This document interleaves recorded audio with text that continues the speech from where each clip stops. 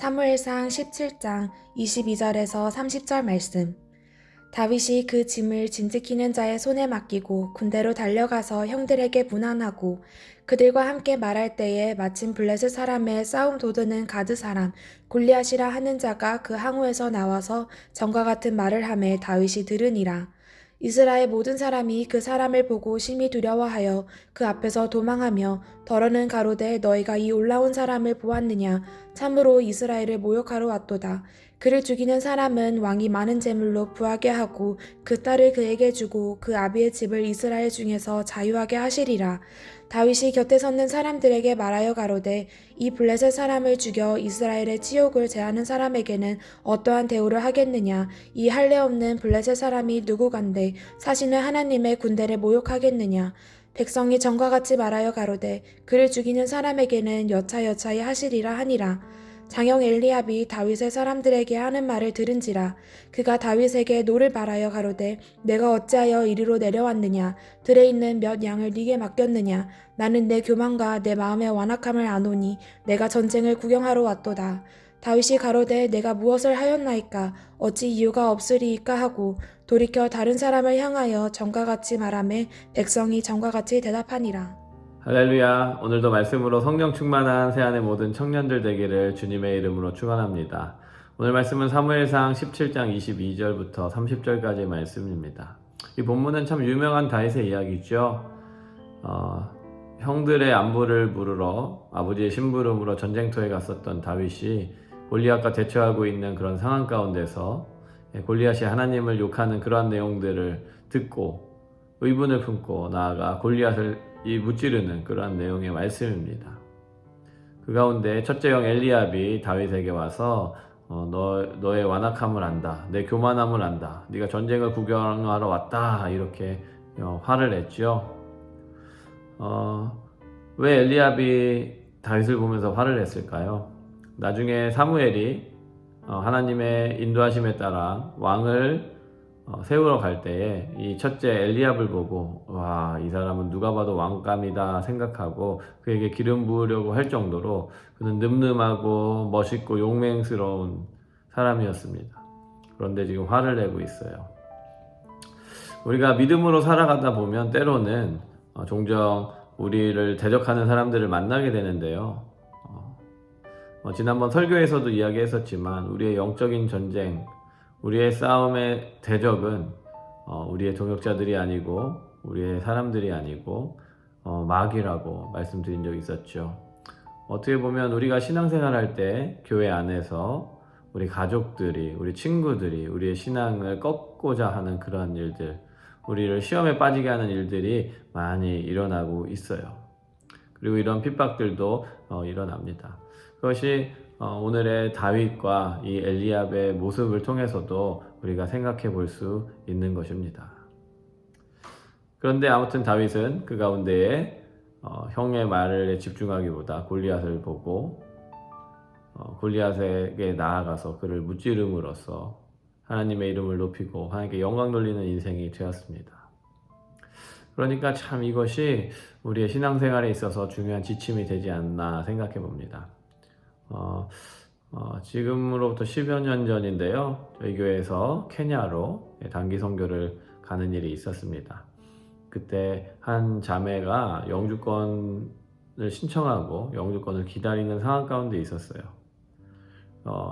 그러는 가운데 이제 선교의 이야기를 듣고 선교를 가기로 결정합니다. 그런데 이제 그 여행 퍼밋을 신청했는데 그것이 나오지가 않은 상황이에요. 그래서 그 퍼밋이 없으면 여행을 나갈 수는 있지만 미국에 들어올 수 없는 상황이에요. 그런데 그때 이 자매가 혹 내가 선교를 갔다가 잘 안 돼서 미국에 못 들어오면 난 그냥 한국 가서 살겠습니다. 이렇게 고집을 피웠어요. 그리고 기도하면서 계속해서 하나님의 뜻을 살폈습니다. 근데 이 자매에게는 정말 간절함이 있어요. 그래서 하나님께서 정말 기뻐하시겠구나 저도 생각했었고 그래서 같이 격려하면서 준비하고 있었습니다. 근데 그때 한 집사님이 그 당시에 매일 새벽 기도 나오고 정말 열심히 기도하던 집사님이었는데 자신도 이런 케이스를 경험한 적이 있다고, 이렇게 나가면 100% 미국에 못 들어온다 이야기하는 거예요. 그러면서 내가 아들 둘이 있는데 하나는 지금 케냐를 보냈는데 둘째 아들이 이런 케이스라서 얘는 보내지 않는다. 너 나가면 무조건 못 들어오니까 가지 말라. 내가 기도했고 하나님의 음성을 들었다. 뭐 이렇게 이야기를 했습니다. 처음에 이 자매도 준비하고 하나님의 뜻이라고 확신을 얻고 준비했는데 그런 말을 들으니까 마음이 흔들리게 되는 거예요. 그래서 가기 이틀 전에 그분의 이야기를 듣고 너무 고민하다가 가지 말아야 되겠다라는 그런 생각을 하게 되었습니다. 그러다가 제가 그날 오후에 주님의 말씀을 듣는 가운데 설교를 듣는 가운데 하나님께서 마음을 주시는 거예요. 하나님께서 정말 이 자매가 믿음으로 도전하길 원하신다라는 생각이 들었고, 그래서 제가 그 자매랑 또 그 당시 그 자매와 만나고 있었던 그 남자친구랑 함께 교회에서 철야를 하면서 그 설교를 같이 듣고 예배하는 그런 시간을 가졌습니다. 그러다가 그 가운데 이제 그 자매도 그래, 내가 믿음으로 가겠다, 처음 마음으로 가겠다, 죽으면 죽으리라, 못 오면 한국 가서 살리라, 이 마음으로 선교를 가게 됐습니다. 그리고 선교를 가서 그때 한 3주 정도 저희가 2주인가 3주 갔었던 걸로 기억하는데요. 열심히 사역하고 돌아오는 가운데 케냐였기 때문에 저희가 영국을 거쳐서 돌아와야 됐습니다. 돌아오기 한 3일 전쯤인가 미국에 연락했을 때 그 자매의 여행 허가서가 나왔다라는 그런 연락을 받게 되었고, 그래서 급하게 페덱스로 영국으로 보내서 그 당시에 있었던 영국 선교사님을 통해서 공항에서 그 여행 허가서를 받아서 미국으로 오는 비행기를 타고 들어오게 되는 그런 놀라운 일이 있었습니다.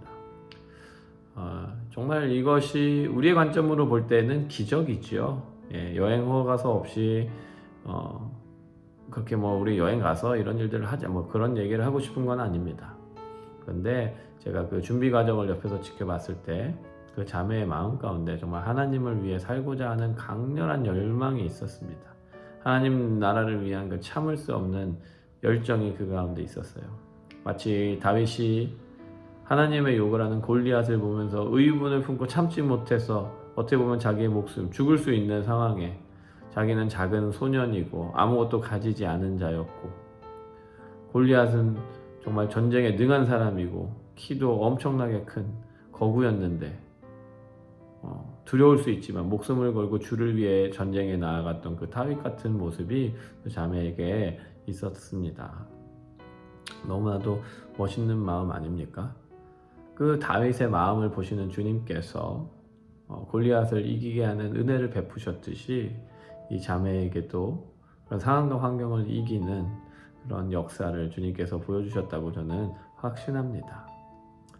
우리가 살아가면서 하나님을 사랑하고 또 그렇기 때문에 하나님을 위해 헌신하고 희생하는 그런 마음이 혹시 여러분들 가운데는 어떠세요? 있으신가요? 은혜를 받으면 우리가 그런 마음들이 생길 수 있어요. 그러나 그런 마음에서 멈추는 것이 아니라 그것을 실제로 실천하는 사람들, 믿음으로 살아가는 사람들은 생각보다 많지 않을 수도 있을 거예요. 이 자매의 마음이 왜 흔들렸다 그랬습니까? 바로 엘리압 때문이죠. 안 믿는 사람이 핍박해서가 아니에요. 믿는 사람이 내가 하나님 뜻이다, 하나님 그렇게 말씀하셨다, 나도 기도했다, 이런저런 이야기를 하면서 하는 그 한마디가 그들의 마음과 믿음을 흔들어 놓을 수 있는 것이죠. 그 자매에게 너 한국 가면 좋지만 너만 한국 가면 끝나냐? 그러면 교회의 목사님들이 욕먹는다.